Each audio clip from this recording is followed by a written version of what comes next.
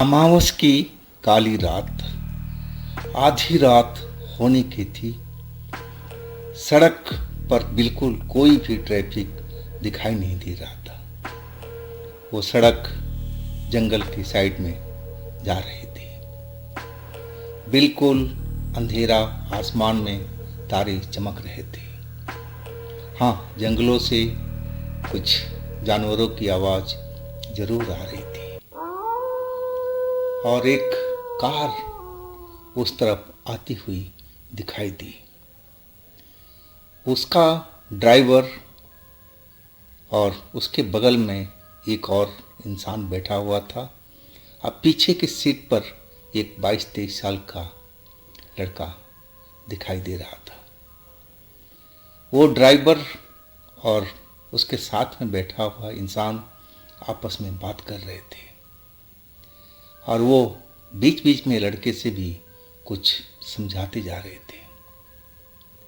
और वो कार एक जंगल के रास्ते पर मुड़ गई, जो कच्चा रास्ता था और अंदर जंगल की तरफ जाता था। कुछ ही दूर पर जाकर के वो गाड़ी रुक गई। अब जो ड्राइवर के बगल में इंसान बैठा हुआ था, देखने में 35-40 साल का लग रहा था और जो ड्राइवर था उसकी उम्र कुछ ज़्यादा नहीं थी, वो भी 25 या 27 साल का लग रहा था। अब जो ड्राइवर का बगल में बैठा हुआ इंसान था, उसने काले कपड़े पहन रखे थे, गले में बहुत तरह की माला डाल रखा था। देखने में वो कोई अघोरी या कोई तांत्रिक लग रहा था। और वो कार रुकते ही उस लड़के की तरफ घूम करके बोलने लगा, प्रवीण, देखो हम उस जगह पर पहुंच गए और आधी रात होने जा रही है। अब तुम्हारा काम है, जैसे मैं समझाया हूँ उसी तरह सारा काम करना है। कोई भी गलती मत करना। जैसे मैं तुम्हें काफ़ी दिनों से समझा रहा हूँ उसी मंत्र का जाप करना है और उसके बाद तुम्हें क्या करना है तुम्हें पता ही है। वो लड़का डरा हुआ दिख रहा था और कहा जाए तो मैंने बेहद डरा हुआ था। वो जो तांत्रिक था उसको बार बार वही बात समझा रहा था कि प्रवीण, देखो तुम डरना नहीं, हम लोग इसी कार के अंदर में बैठे रहेंगे और तुम उस पेड़ के पास चले जाओ और जा कर के जैसे बताया है सारा काम करो। अगर तुमने वो काम कर लिया तो समझ लो कि हम लोग इस काम में सफल हो जाएंगे, तुम्हारी सब दुख तकलीफ दूर हो जाएगी। तो जाओ प्रवीण, देरी मत करो। प्रवीण डरते हुए कार से उतरा और फिर वो अपना जो सीट पर पड़ा हुआ था एक बड़ा सा थैला उसको उठाया और फिर टॉर्च लेकर के एक बार वो तांत्रिक के पास देखा और फिर आगे की तरफ बढ़ गया और वो सीधा चलता जा रहा था। इस अंधेरी रात में बिल्कुल सुनसान जगह पर और एक अंधेरे की साइड में बढ़ता हुआ वो चला जा रहा था। एक जंगल तो था ही, वहाँ तो बहुत सारे पेड़ थे, लेकिन सबसे बड़ा पेड़ उसको एक दिखाई दिया और वो समझ गया कि यही वो पेड़ है जहाँ पर उसको ये सब काम करना था। लेकिन कौन सा काम करना था, वो प्रवीण कौन था? वो गाड़ी में दो लोग, एक तो ड्राइवर था और दूसरा वो काले कपड़े वाला था जो देखने में तांत्रिक लग रहा था। आखिर ये सब चल क्या रहा था, और वो भी आधी रात को, और वो भी अमावस की रात को। तो नमस्कार दोस्तों, मैं हूँ राज और आप देख रहे हैं हाईवे 33। ये जो कहानी है मैं जो आपको बताने जा रहा हूँ ये प्रवीण की कहानी है। प्रवीण झारखंड के रहने वाले हैं और ये कहानी घटना इनके साथ 2001 में हुई थी। तो क्या थी घटना, क्या थी कहानी, जानने के लिए चलते हैं आगे कहानी की ओर। लेकिन कहानी में जाने से पहले दोस्तों, अगर आप मेरे चैनल पर पहली बार जुड़े हैं और अभी तक मेरे चैनल को सब्सक्राइब नहीं किए हैं तो प्लीज़ कर लीजिए और साथ में बेल आइकन को दबाना ना भूलिएगा। और आपके पास भी कोई कहानी है, कोई घटना है, तो आप मुझे मेरे इंस्टाग्राम अकाउंट पर या फिर मेरे व्हाट्सएप नंबर पर अपनी कहानी, अपनी घटना मुझे भेज सकते हैं। तो शुरू करते हैं आज की कहानी। दोस्तों, मेरा नाम प्रवीण है। ये घटना मेरे साथ 2001 में हुई थी। मैं एक गरीब घर का लड़का हूँ। मेरे घर में 4 लोग थे का मतलब कि अब उनमें से एक नहीं रहा। जो नहीं रहा वो मेरे पिताजी। अब हमारे परिवार में 3 लोग बचे हुए थे। एक तो मैं था, एक मेरी माँ और एक मेरा अपाहिज भाई। वो अपाहिज भी कैसे हुआ, इसकी भी एक कहानी है। हम लोग गरीबी में दिन काट रहे थे। हमारे घर में ना जाने क्या हो गया था कि हम लोग दुखों तकलीफ़ों को झेलते चले आ रहे थे। हमारे पिताजी खेती करते थे और इतना मेहनत करते थे, लेकिन लग रहा था कि जैसे किसी को हमारे घर पर नज़र लग गई है और हम लोग दुख तकलीफ़ हर चीज़ में फंसते हुए जा रहे थे। कर्जे इतने हो चुके थे और फिर अचानक पिताजी की तबीयत खराब रहने लगी। उनका दवा दारू में बहुत सारा पैसा लगा, उनमें भी हमें खेत को बेचना पड़ा। अब ले दे के हमारी जो परिस्थिति हो गई थी बहुत दयनीय हो गई थी। अब तो पिताजी घर में बैठे थे, पैसे की कोई आमदनी नहीं हो रही थी। अब मेरी उम्र भी 22-23 साल की थी और मेरा जो भाई था वो मेरे से 4 साल बड़ा था।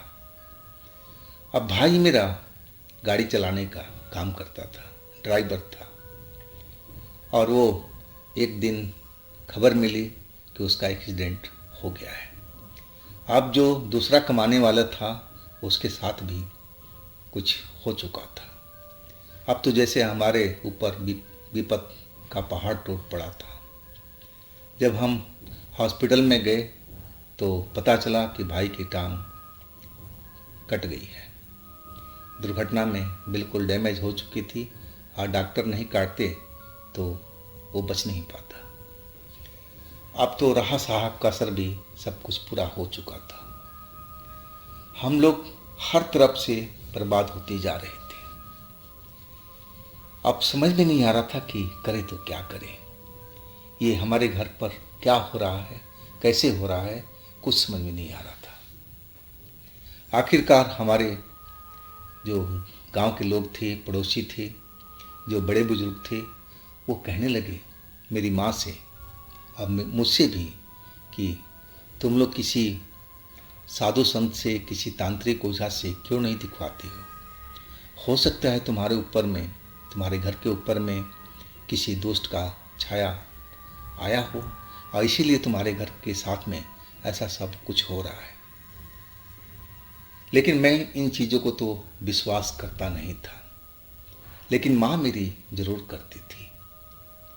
और वो फिर ओझा गोनी के चक्कर में पड़ गई और जितने ओझा गोनी थे तरह तरह के अलग अलग बात बताते थे। कोई कहता था कि तुम्हारे घर के ऊपर में शैतान का साया है, कोई कहता था कि तुम्हारे ऊपर घर के ऊपर में एक चुड़ैल रहती है, और सब कुछ उसी का किया धरा है। कोई और बात कहता था कि कोई जादू टोना कर रखा है। तो किसकी बात माना जाए। मैं तो इन मामलों में बहुत दूरी रहता था और माँ को भी समझाता था, लेकिन माँ कहाँ मानने वाली थी। वो अपना जो भी था, जैसे लोग कहते थे, उस हिसाब से वो पूजा पाठ करवाती जा रही थी, लेकिन फर्क कुछ भी नहीं हुआ। जो हमारी गरीबी थी वो और बढ़ती चली जा रही थी। मैं इस लायक नहीं था कि कोई नौकरी मुझे दे। हाँ, मैं अपने मेहनत से 2 पैसा कमा करके ज़रूर आता था मजदूरी करके, और उससे हमारा घर परिवार चल रहा था। अब जो मेरा बड़ा भाई था वो तो अपाहिज बन करके घर में बैठा हुआ था। अब मेरी मेहनत मजदूरी से ही अब घर चल रहा था। और इसी बीच मेरी माँ का भी तबीयत बिगड़ चुका था। अब तो मेरे साथ और भी विपत बढ़ चुकी थी। मैं माँ का इलाज के लिए हॉस्पिटल में भटकने लगा। बहुत बहुत टाइम तक मैं माँ का इलाज करवाया। माँ की हालत कभी सुधर जाती थी और कभी फिर बिगड़ जाती थी। डॉक्टर कई तरह के टेस्ट लिखते थे और जैसे तैसे करके मैं उनको पूरा कर रहा था, माँ का इलाज करवा रहा था। लेकिन मैं अब बिल्कुल टूट चुका। मैं कहा जाए तो बिल्कुल टूट करके बिखर चुका था। मेरे में इतनी हिम्मत नहीं थी कि अब मैं करूं तो क्या करूं।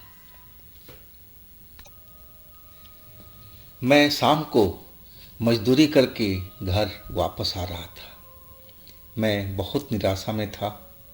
समझ में नहीं आ रहा था कि हमारा घर परिवार कैसे चलेगा, हमारी भविष्य क्या होगा, कुछ समझ में नहीं आ रहा था।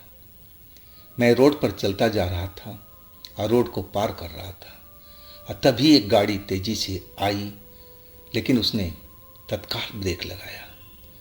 अगर वो ब्रेक नहीं लगाता तो मेरा तो काम उसी दिन तमाम था।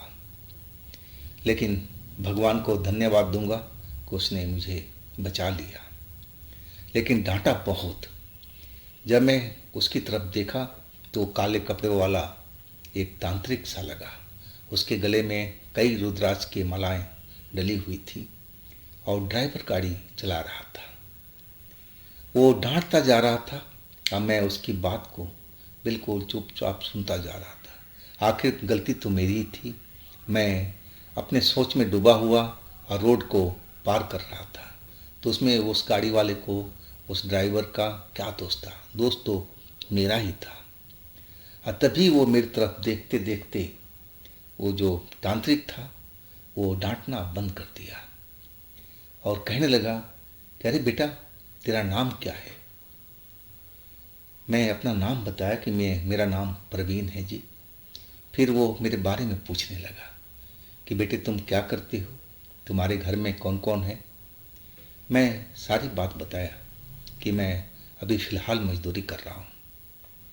वो बोला कि तुम ये काम करोगे?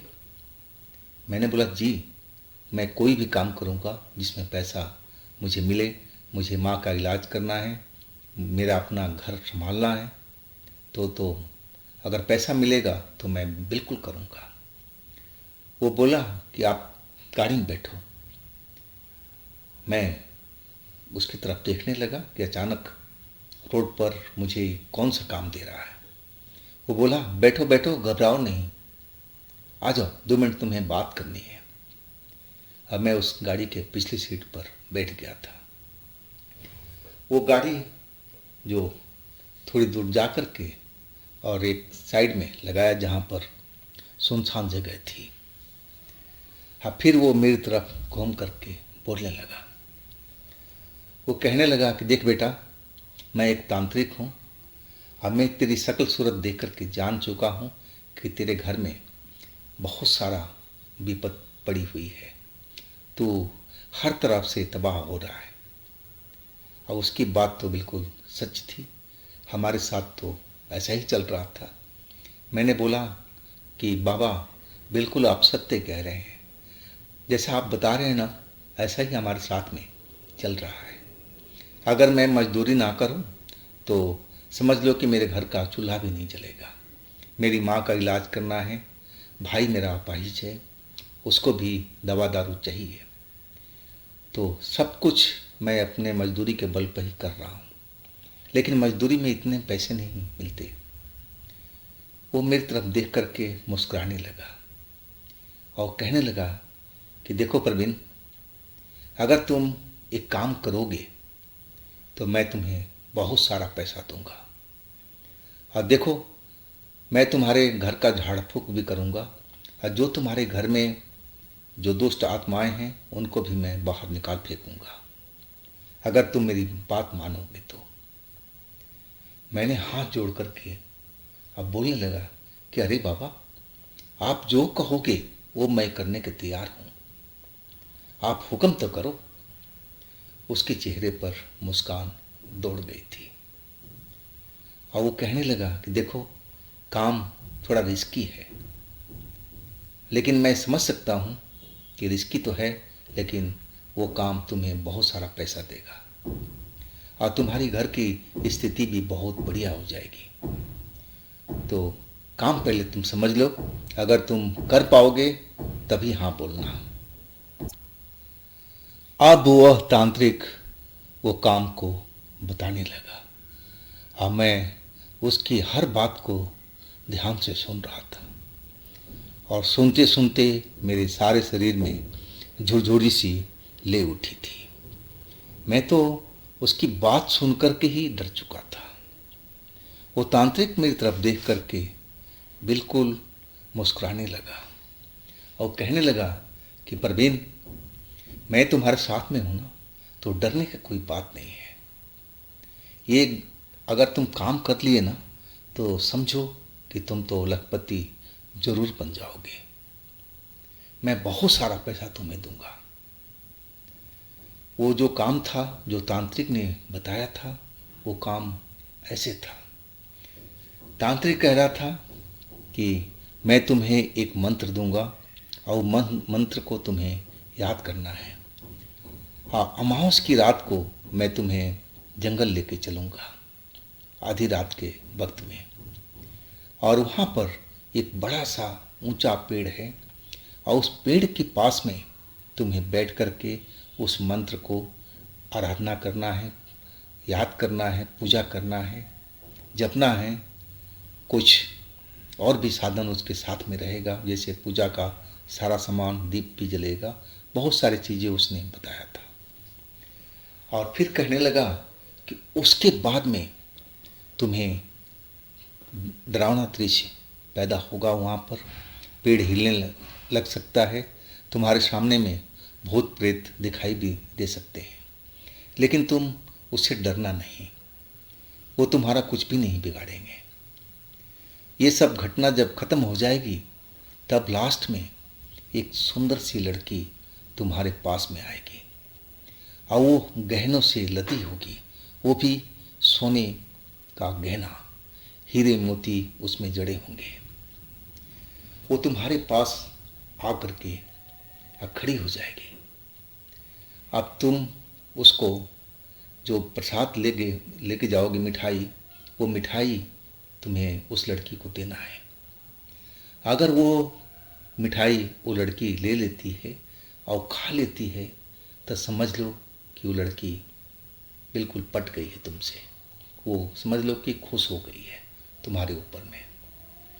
अगर वो नहीं खाती है तो समझ लो कि मामला रिस्की है, फिर तो तुम्हें बच कर के भागना पड़ेगा। लेकिन इस काम में भी तुम डरना नहीं, मैं तुम्हारी रक्षा जरूर करूँगा। लेकिन जानते हो उसके आगे में क्या होगा? मैंने उससे पूछा तांत्रिक से कि जी वो पूरी बात बताइए। वो कहने लगे कि देखो, मिठाई खाने के बाद में लड़की प्रसन्न होगी, खुश होगी और तुम्हारे साथ में कुछ टाइम व्यतीत करेगी। वो जो चीज़ भी कहे तुम्हें वो हर चीज़ को मानना है, ना तो तुम्हें बोलना नहीं है। अगर तुमने ना कर दिया किसी काम के लिए तो समझ लो तुम्हारी जान खतरे में आ चुकी है और उस टाइम मैं कुछ भी नहीं कर पाऊंगा। अगर वो लड़की जो काम बताती है तुमने पूरा कर लिया उसके साथ में रह करके, तो समझ लो कि वो लड़की तुम पर प्रसन्न हो जाएगी और फिर वो तुम्हें बहुत सारा गहने देगी, ज्वेलरी देगी और वो ज्वेलरी तुम ले लेना और फिर तुम सारा सामान इकट्ठा करके और हमारे पास कार में आ जाना। उस ज्वेलरी के बदले मैं तुम्हें लाखों रुपये दूंगा। बोलो, कर लोगे ना? अब मैं समझ चुका था कि ये जो तांत्रिक है ये मेरा उपयोग करने वाला है, लेकिन मेरी हालात भी ऐसी ही थी। मेरे पास आय का साधन बस मजदूरी था। अब मजदूरी से तो कुछ होने वाला नहीं था। ना तो मैं अपने माँ का सही इलाज करा पा रहा था, ना भाई की सही ढंग से देखभाल कर पा रहा था, ना अपने लिए कुछ कर पा रहा था। तो ये मौका मेरे लिए बहुत सुनहरा था, लेकिन इसमें रिस्क तो ज़रूर था। लेकिन मैं अपने परिवार के लिए रिस्क लेना मंजूर कर लिया। अब मैंने बोला कि हाँ, ये मैं काम ज़रूर करूँगा। तांत्रिक खुश हो चुका था और कहने लगा कि ठीक है, चलो तुम हमारे घर पर, और मैं तुम्हें वहाँ पर सब कुछ बताऊँगा। उस मंत्र को लिख करके दूँगा ताकि तुम याद कर सको। अब फिर वो मुझे कार से अपने आश्रम ले गया था, अपना घर के पास में। मुझे खिलाया पिलाया, नए कपड़े भी दिए और कुछ पैसे भी दिए, और बोला कि ये मंत्र है, इसको तुम्हें याद कर लेना है। और वो मंत्र कोई विशेष बड़ा नहीं था। मैं तो पढ़ा लिखा लड़का था, तो मुझे याद करने में कोई कठिनाई नहीं हुई थी। लेकिन अब हमें अमावस्या की रात का इंतज़ार करना था, जो कि अभी काफ़ी दिन था बाकी उसमें। अब फिर वो ड्राइवर के साथ मुझे भेज दिया था मेरे घर पर, ताकि वो मेरा घर भी देख सके। अब मैं अपने घर पर आ गया था। उसका दिया हुआ पैसे भी मेरे पास में थे कुछ, और उससे मेरी बहुत मदद हुई। कपड़े भी उसने मुझे नए दिए थे, और उस पैसे से मैं अपनी माँ का सही ढंग से इलाज करवाना शुरू कर दिया। अपने भाई के लिए भी जो दवाइयाँ नहीं खरीद पा रहा था, वो भी मैं खरीद करके लाया। अब कहा जाए तो उस थोड़े से पैसे में मैं अपने घर का बहुत सारा काम कर रहा था। अब मेरी उम्मीद उसी चीज़ पर टिकी हुई थी कि कब अमावस्या आएगी, कब मैं उस काम को करूँगा, और उसके बदले में मुझे बहुत सारा पैसा, यानी कि लाखों रुपये मुझे मिलेंगे। और टाइम धीरे धीरे कटता चला गया। आखिर वो दिन भी आ चुका था। 4 बजे के आसपास में उसकी गाड़ी हमारे घर के पास में आ गई थी। ड्राइवर आ चुका था। अब मैं अपने माँ को बताया कि मैं एक ज़रूरी काम से जा रहा हूँ। मैं अपने भाई से भी विदा लिया। मैं अपने मन में सोच लिया था कि अगर नहीं आऊँगा तो एक बार इनसे तो ज़रूर माफ़ी मांग लूँ, और वही मैं कर रहा था। मैं अपने भाई से बोल रहा था कि देख भाई, मैं जा रहा हूँ एक विशेष काम से, अगर लौट आया तो समझ लो कि हमारे खुशहाली के दिन आ गए, अगर नहीं लौटा तो भाई मुझे माफ़ कर देना। अब भाई इस बात पर रोने लगा था, और वही हाल मेरी माँ का था। माँ कहने लगी कि नहीं बेटा, ऐसा कुछ काम मत करना जिससे तुम्हारी जान का खतरा हो, बिल्कुल नहीं करना। जैसे हम लोग जी रहे हैं वैसे हम जी लेंगे, नमक के साथ रोटी खा करके रह जाएंगे, लेकिन तुम ऐसा कोई खतरा मोल मत लेना। लेकिन मैं माँ को समझाने लगा कि नहीं माँ, ऐसी बात नहीं है, मैं जो भी काम कर रहा हूँ सोच समझ के कर रहा हूँ। अगर मैं उस काम में सफल हो गया तो हमारी गरीबी के दिन ख़त्म हो जाएंगे। लेकिन माँ मुझे मना कर रही थी बार बार, लेकिन मैं माँ को समझा दिया, और मैं फिर उस ड्राइवर के साथ और उस तांत्रिक के घर पहुंच गया था। तांत्रिक भी मेरा इंतज़ार कर रहा था, और पूजा पाठ की जो सामग्री थी जो वहाँ पर लगनी थी, वो हर एक विधि मुझे वो बताने लगा कि देखो तुम्हें ऐसी वेदी बनानी है, और यहाँ पर ये चीज़ रहेगा, यहाँ पर दीपक रहेगा, यहाँ फूल रहेगा, यहाँ पर फल रहेगा, और जो स्वादिष्ट मिठाई है वो बीचों बीच रहेगा। और एक एक विधि वो मुझे कई कई बार समझाया, जब तक रात ना हो गई।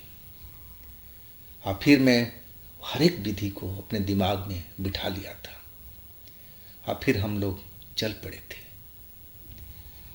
जब तांत्रिक जंगल में ले आया और वो कच्चे रास्ते पर गाड़ी को मोड़ दिया और फिर एक जगह पर वो रोक दिया गाड़ी को। ड्राइवर को बोला कि तुम गाड़ी रोक लो, अब इससे आगे हम नहीं जाएंगे, अब इससे आगे परवीन का काम है। अब मेरी तरफ घूम करके बोलने लगा कि परवीन, डर तो नहीं लग रहा है ना? मैंने बोला नहीं, डर नहीं लग रहा है। तांत्रिक कहने लगा कि डरना बिल्कुल मत, अगर तुम आज ये काम सफलतापूर्वक कर लिए तो समझ लो कि तुम्हारी ज़िंदगी बहुत खुशहाल हो जाएगी। तो परवीन भाई, परवीन बेटे, बिल्कुल इस काम को अंजाम दे करके ही आना। जैसे मैं बताया हूँ वही काम तुम वैसे ही करना। हाँ, फिर मैं टॉर्च उठाया और बड़ा होला थैला जिसमें सारा सामग्री भरी हुई थी, हाँ, मैं ले करके और चल पड़ा। एक बार मैं उस कार की तरफ मुड़ करके देखा, तांत्रिक मुझे हाथ हिला करके वो बाय बाय कर रहा था। अब फिर मैं मुड़ करके देखा नहीं पीछे, मैं आगे चलता रहा। आगे तो छोटे छोटे जंगल थे, छोटे जंगल का मतलब छोटे छोटे पेड़ थे, और जितना आगे चलता जा रहा था और पेड़ के साइज बड़े होते जा रहे थे। और फिर एक जगह पर वो पेड़ मुझे नज़र आ गया। वो एक बरगद का विशाल पेड़ था, बहुत ही बड़ा, बहुत ही पुराना लग रहा था। उसकी जड़ें काफ़ी दूर तक फैली हुई थी। अब एक पेड़ से उसमें बहुत सारा पेड़ बन चुके थे। अब वही पेड़ था जिसके नीचे मुझे ये सब क्रियाक्रम करना था। और फिर मैं उस जगह पर थोड़ा साफ सफाई करके और सब कुछ जैसा तांत्रिक ने बताया था उसी हिसाब से पूजा का सामग्री सब वेदी वगैरह बना दिया, दीपक जला दिया। जो चीज़ जहाँ रखना था वो चीज़ मैं वहाँ पर बिल्कुल सही ढंग से रख दिया था। और फिर मैं वो मंत्र को उच्चारण करने लगा। करीब आधे घंटे तक तो बिल्कुल कुछ नहीं हुआ, जैसा था वैसा ही रात का गहरा सन्नाटा था और मेरी मंत्र का उच्चारण दूर दूर तक जंगलों में सुनाई दे रहा होगा, लेकिन मुझे कोई आहट, कोई भी आवाज़, किसी तरह का डर का माहौल मुझे मालूम नहीं हुआ। हाँ, बीच बीच में कई जानवरों की आवाज़ ज़रूर सुनाई दे रही थी और उससे मुझे थोड़ा डर लग रहा था, जानवरों की आवाज़ से। लेकिन ना कोई भूत, ना कोई प्रेत और ना कोई चुड़ैल और ना ही वो पेड़ हिल रहा था, ऐसा कुछ भी नहीं हो रहा था। मुझे लगने लगा कि कहीं ये सब मैं कर रहा हूँ, क्या इसमें मैं सफल हो पाऊँगा? मुझे दिल छोटा सा लगने लगा कि शायद मैं ये काम सही ढंग से कर नहीं रहा हूँ, और तभी तो कुछ नहीं हो पा रहा है। और तभी अचानक जिस पेड़ के नीचे मैं बैठा हुआ था, ये पूजा पाठ कर रहा था, वो पेड़ जोर जोर से हिलने लगा, जैसे तेज आंधी आ गई हो और उस पेड़ पर ही आकर के टकरा रही हो। आसपास के पेड़ बिल्कुल शांत खड़े थे और फिर मेरे आगे में बहुत सारे काले काले से आकृति नजर आने लगी, बिल्कुल डरावनी शक्ल वाली, जो मेरे आगे पीछे हर तरफ नजर आ रही थी और लग रहा था कि मेरे ऊपर वो झपट पड़ेंगी और मुझे मार डालेंगी। लेकिन तांत्रिक ने बताया था कि उनसे डरने की जरूरत नहीं है, तुम अपनी पूजा का स्थान पर बैठे रहना और उस मंत्र का उच्चारण करते रहना। जब तक मंत्र का उच्चारण करते रहोगे और उस वेदी पर बैठे रहोगे जहाँ पर पूजा पाठ हो रहा है, तो तुम्हारे नज़दीक कोई भी आत्मा, कोई भी चुड़ैल, कोई भी भूत नहीं आएगा। हाँ, अगर तुम डर करके उस जगह से उठकर खड़े हो गए और तुम भागने लगोगे तो तुम्हें वो सब मार देगी, तुम फिर जिंदा नहीं बच पाओगे। और वही सोच करके जैसा तांत्रिक ने कहा था वो ऐसा नहीं कर रहा था। मैं अपनी जगह से बिल्कुल नहीं हिला और मंत्र का उच्चारण और मैं तेज कर चुका था। कुछ समय वैसे ही सब कुछ चलता रहा। अगल बगल में हर तरफ डरावनी शक्ल वाली चुड़ैल, डरावनी शक्ल के भूत, अजीब अजीब की तरह के जानवर भी मुझे दिखाई दे रहे थे। किसी के आँख नहीं था, किसी के सर गायब था। ऐसी ऐसी शक्ल जैसे मैंने कभी ज़िंदगी में देखी नहीं थी। सब कुछ मेरे सामने में चल रहा था। हाँ, मैं खुली आँख से सब कुछ देख रहा था और उस मंत्र का उच्चारण करते जा रहा था। और फिर अचानक जैसे सब प्रकट हुए थे, जैसे नज़र आ रहे थे, वैसे ही सब गायब हो चुके थे। अब उस जगह पर बिल्कुल शांति हो चुकी थी। कोई भी आवाज़ मुझे अब सुनाई नहीं पड़ रही थी। वो जो पेड़ इतना जोरों से हिल रहा था, अब बिल्कुल शांत हो चुका था। आसपास में कहीं भी कोई भूत प्रेत आत्मा ऐसी कोई नज़र नहीं आ रही थी। कहा जाए तो अब उस जगह पर बिल्कुल शांति का माहौल था। अब मैं उस मंत्र को तेज तेज आवाज़ में और पढ़ते जा रहा था। मैं अब समझ चुका था कि अब अगला पल क्या होने वाला है, और वही हुआ। पाजेब की आवाज़ मुझे सुनाई देने लगी और कुछ ही देर के बाद में एक सफ़ेद साड़ी में, कपड़ों में, एक गहनों से लदी एक युवती हमारी तरफ आ रही थी और वो आकर के मेरे सामने खड़ी हो गई। मैं उसको देख तो अच्छी तरह से लिया। इतनी सुंदर थी कि मैं उसका वर्णन नहीं कर सकता। वैसी लड़की मैंने आज तक नहीं देखी थी, इतनी वो सुंदर थी। और वो हमारी तरफ देख करके मुस्कुरा रही थी। अब मैं उस मंत्र को पढ़ते जा रहा था और उसकी तरफ देखते भी जा रहा था। अब जैसा तांत्रिक ने कहा था वही क्रिया में सब कुछ अब करने लगा। और जो मिठाई का डब्बा था जो बीचों बीच में रखा था, अब मैंने उसको उठा लिया और उठा करके उसके आगे रख दिया अपने हाथों में कि आप ये मिठाई खाइए। वो लड़की मुस्कुराती हुई मेरी तरफ देखी और फिर उसमें से, डब्बे में से एक मिठाई उठा लिया और मिठाई को खाने लगी। अब मिठाई तो खा ली, जिसे तांत्रिक ने बताया था कि अगर मिठाई खा लेगी तो समझ लो कि हमारा काम सफल है। और वही हुआ। मिठाई खाने के बाद में उस लड़की ने मेरा हाथ पकड़ा और मुझे जंगल की साइड में लेकर के चल दिया। और उसके बाद मुझे कुछ भी याद नहीं था कि मेरे साथ में उस लड़की ने क्या किया, मैं कहाँ गया था। हाँ, जब मुझे होश आया तो मैं उसी पूजा वेदी के पास में खड़ा था जहाँ पर मैं ये सब तंत्र मंत्र का काम कर रहा था।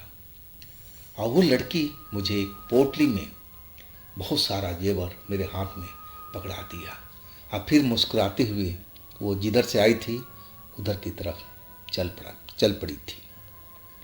और मैं वो जेवर अपने हाथ में ले करके काफ़ी देर तक उसको जाता हुआ देखता रहा। जब वो नज़रों से ओझल हो गई और तब मैं वो जेवर ले करके और सारा सामान जो वहाँ पर फैला हुआ था उसको समेटा और थैले में रख करके और फिर अपने रास्ते जहाँ पर मेरा तांत्रिक इंतज़ार कर रहा था वहाँ पर पहुँच गया। जैसे ही मैं तांत्रिक को देखने लगा, तांत्रिक कार से उतर गया और दौड़ता हुआ मेरी तरफ आने लगा। और जब पास आ गया तब वो बहुत खुश था। अब मेरे पीठ पर हाथ फेरते हुए कहने लगा, शाबाश शाबाश परवीन, तूने वो काम कर दिया आज। अब तुम समझ लो कि तुम लखपति बन चुके हो। जल्दी आओ, कार में बैठते हैं। अब उस पोटली में कितना गहना था, कितना क्या था, मुझे नहीं मालूम। वो पोटली मैं सीधा उस तांत्रिक को दे दिया और फिर गाड़ी हमारी चल पड़ी थी।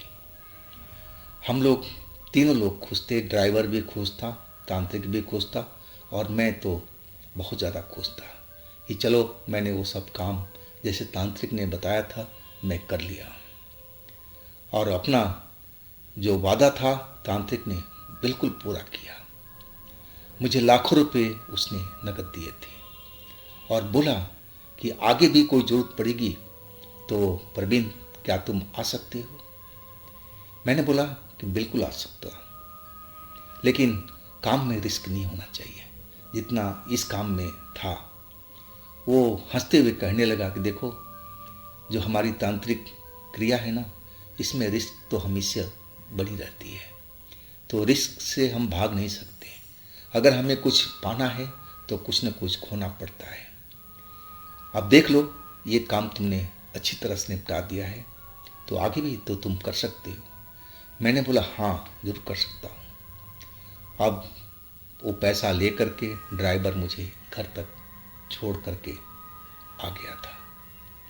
और पैसा मैंने अपनी माँ के आंचल में सब डाल दिया था। अब इतना सारा पैसा देख करके माँ की आंखों से आंसू निकल गया था। मेरा भाई भी जो अपाहिज था वो भी वहाँ पर आ चुका था और वो भी रो रहा था। हमने कभी इतने सारे पैसे कभी देखे नहीं थे अपनी ज़िंदगी में, और वाकई में हमारा गरीबी अब दूर हो चुका था। लेकिन इस काम में रिस्क बहुत था। मेरी जान भी जा सकती थी। और इसके बाद तांत्रिक ने सही हमारे घर को उपचार कर दिया था। वो कह रहा था कि तुम्हारे घर के ऊपर में कोई चुड़ैल का साया था और तभी तुम्हारे साथ ये सब चल रहा था। अब वास्तव में पैसा भी आ चुका था। अब मेरी माँ की बीमारी भी दूर हो चुकी थी। हमें कहीं हॉस्पिटल का चक्कर नहीं काटना पड़ा, और भाई की तो अब सेवा भाव हम करने लगे थे। तो दोस्तों, ये थी आज की प्रवीण जी की कहानी। अगर आपके पास भी ऐसी कोई कहानी है, घटना है, तो आप मुझे भेज सकते हैं मेरे व्हाट्सएप नंबर पर। और दोस्तों, मेरे दूसरे चैनल पर भी जाओ, उनमें भी अच्छी अच्छी कहानी मैंने अपलोड कर रखा है, तो उन कहानियों का भी आप आनंद लो। चैनल का लिंक नीचे डिस्क्रिप्शन बॉक्स में है, तो एक बार आप लोग ज़रूर विजिट करो उस चैनल पर, और इस चैनल को भी अपना प्यार दीजिए, लाइक कीजिए, सब्सक्राइब कीजिए, शेयर कीजिए।